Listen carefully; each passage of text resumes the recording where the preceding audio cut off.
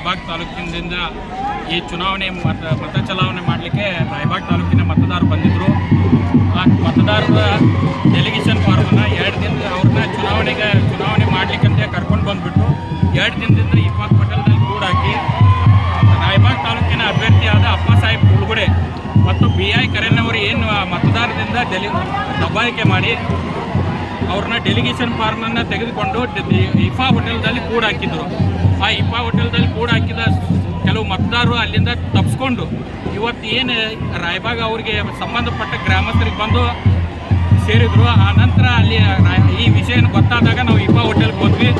ಇಫಾ ಹೋಟೆಲ್ಗೆ ಹೋದ ಸಂದರ್ಭದಲ್ಲಿ ಅಲ್ಲಿ ಡೆಲಿಗೇಷನ್ ಫಾರ್ಮನ್ನು ಕೊಡಲಿಲ್ಲ. 24 ಮಂದಿ ಓಟ್ ಇದ್ರ ನಮ್ಮದು ಆಯ್ತು ಅವ್ರು ಹಾಕ್ಬಿಟ್ಟಿದ್ರೆ ಆಯ್ತು ಅವ್ರಿಗೆ ಡೆಲಿಗೇಷನ್ ಫಾರ್ಮನ್ನು ಕೊಡದೆ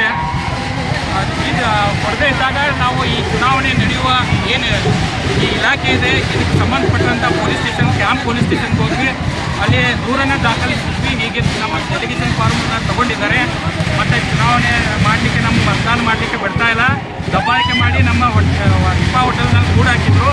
ಅದಕ್ಕಾಗಿ ನಾವು ಅಲ್ಲಿಂದ ಹೊರಬಂದು ದೂರು ಕೊಟ್ಟಿದ್ದಾರೆ ಆ ಮತದಾರರು ಲಿಖಿತ ರೂಪದಲ್ಲಿ ದೂರು ಕೊಟ್ಟು ಅಲ್ಲಿಂದ ಈಗ ಆ ದೂರನ್ನು ತೆಗೆದುಕೊಂಡು ಚುನಾವಣಾ ಏನು ಈ BDCC ಚುನಾವಣೆ ಅಧಿಕಾರಿ ಇದ್ದಾರೆ ಅವ್ರಿಗೆ ಕೂಡ ದೂರನ್ನು ಕೊಡಲಿಕ್ಕೆ ನಮ್ಮವರು ಒಬ್ಬರು ಹೊರಗಡೆ ಹೋಗಿದ್ದಾರೆ. ಆ ಚುನಾವಣೆ ಈ ದೂರನ್ನು ಕೊಟ್ಟು ಈ ಚುನಾವಣೆನ ರಾಯಬಾಗ್ ತಾಲೂಕಿನ ಸಂಬಂಧಿಸಿದಂತೆ ಏನು BDCC ಚುನಾವಣೆಗೆ ಆಗ್ತಾಯಿದೆ ಈ ಚುನಾವಣೆ ಇವತ್ತು ಇಲ್ಲಿಗೆ ತಡೆ ಹಿಡಿಬೇಕು ಮತ್ತು ಏಕದಮ್ ಸರ ರೀತಿಯಾಗಿ ಚುನಾವಣೆ ನಡೆಸಲಿಕ್ಕೆ ಮತ್ತೊಂದು ದಿನಾಂಕವನ್ನು ಘೋಷಣೆ ಮಾಡಿ ಚುನಾವಣಾಧಿಕಾರಿಗಳು ನಾವು ಚುನಾವಣಾಧಿಕಾರಿಗೆ